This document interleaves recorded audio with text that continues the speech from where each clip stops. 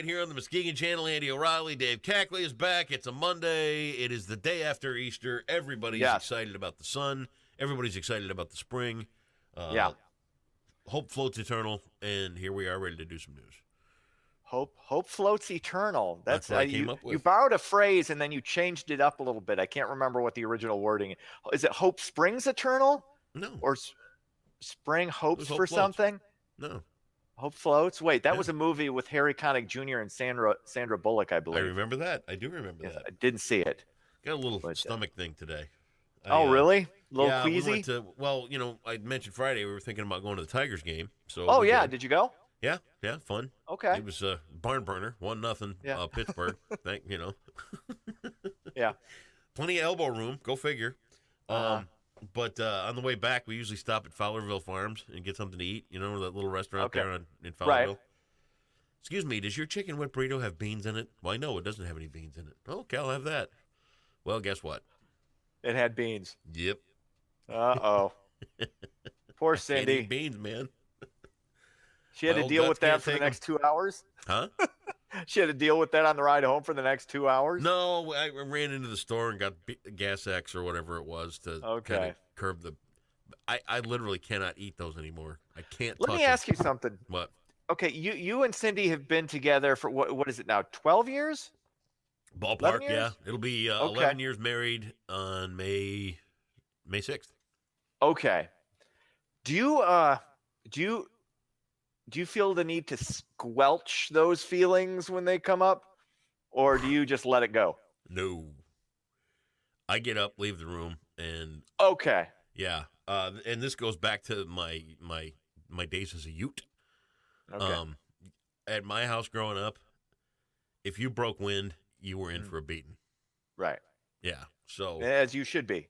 Well, as you should be, especially around around girls. Yeah. Who aren't your sisters. Like if you got sisters, you can fart on your sisters all you want. Right. I got 5 of them. I got no problem with that because I don't consider them real girls. Because they're family. Right. But if they're not blood relative, right? Not even if it's just friends, if it's coworkers, right. No, you don't do that. Right. Under any circumstances. Right. See, I think that you're part of the problem because my mom had 8 brothers. Mm-hmm. Which I think this is where her sensitivity to flatulence comes from. Yes. So, me as a child, something squeaked out. Out came the sneaker. You got a beating. And to this day, 3 o'clock in the morning, I wake up and I'm like, I got a break. I get up and leave the room. Good for you. Yeah. And I think that helps relationships too. You don't want to get so comfortable in a relationship with somebody that you feel okay doing that. Yeah. That is, to me, I wouldn't even go to the bathroom if the bathroom wasn't like in an area that was far enough away. Right. So, that's good for you. On the other hand, I would hold you down and literally, that would be fun. My friend Greg, I still give him crap for this. And he did this when I was 8 years old and he was like 11. Yeah. So we're going back about 38 years. He sat on my head in our basement, farted. It felt like my ear was on fire. I still can I can put myself back then and still remember the feeling of my ear feeling like it was going to burn off. Yeah. It was like getting your ear put to a stove. It was that hot. Say nothing for the smell. Right. But that was, oh God, one of the worst childhood experiences of my life. Well, I feel for you. As you should. I really do. Let's work on some feel goods for you later on. Okay. All right. Right now, you do some news. All right, let's get into it. Michigan heading to the national championship game after a somewhat lackluster 69-57 win over Loyola Chicago. Wolverines will take on powerhouse Villanova, who advanced by dominating Kansas 95-79. Tip-off set for around 9:20 in San Antonio. Villanova, 6.5-point favorite. Michigan, if they play the perfect game, they got a shot in this. They got to play better than they've played this entire tournament. They've really, in all honesty, have played one good game in the tournament. That was when they waxed Texas A&M in the Sweet 16. But Villanova is ridiculously good. This could be a big time blowout. But I think Michigan they've got what I would call a Buster Douglas puncher's chance. Okay. If they're hitting threes, but this is way past my bedtime. I'm not going to watch any of it, but 9:20 tip-off. So John Beilein, Coach of the Year in college basketball. He's done a great job at Michigan, without question. So we shall see.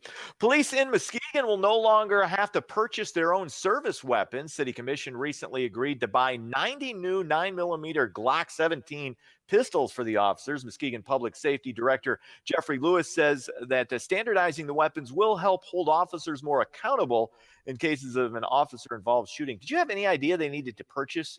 I did not. Until recently, their own service weapons. Isn't that like making firemen buy their fire hoses? It doesn't make a whole lot of sense to me. Yeah, wouldn't they get reimbursed? I get, well, when it says, they have to purchase them on their own, I don't know that means they get reimbursed. I don't know. Because then they wouldn't be. I don't know the ins and outs of how they operate down there, but a lot of times, like I think in Roosevelt Park, if they need to get uniforms or get their, what they need to do their job, they get a reimbursement for it. Yeah. Now, do they have a separate police force in Roosevelt Park, or is it still so Muskegon has one, and Roosevelt Park has a separate police force? They don't. Muskegon Heights, Roosevelt Park, Muskegon Town. There's a lot of duplicated services all over Muskegon, and it's quite honestly, it's something a lot of people talk about. There's just too much of. Right. Duplicated services, but on the other side of the coin too, people in Roosevelt Park like the fact that there is their own dedicated police force. They like the fact that it's a 1 square mile community. They like the fact that there are police officers right here, right now, if they need to call. But the argument's made that there are, out here, there's arguments made that there are too many school districts. There's arguments made that there are too many, fire departments, too many police departments, just too many duplicated services. So, we'll see. I don't know. Just the idea of cops buying their own guns is just weird. Finally, legendary TV producer Steven Boscho has died. The man responsible for pretty much every decent show in the 1980s and 90s. You had Hill Street Blues, LA Law, NYPD Blue, Doogie Howser, MD, Murder One, 30 Emmy Awards. He won 10. He was 74. Very sad, but you make it to 74 in Hollywood with that kind of lifestyle that I'm assuming. I mean, it's, probably not right for me to assume he was going crazy, but you're that successful. You're a TV producer in Hollywood. You were doing it in the 80s and 90s. Impressive that he survived. There you go. 74. Other sports, not a good weekend for the Lumberjacks. They dropped 2 to Omaha over the weekend. The Tigers, as you mentioned, fell to the Pirates 1-0. That's sports. All right, Dave, have yourself a great Monday, and we will see you tomorrow. Bye-bye.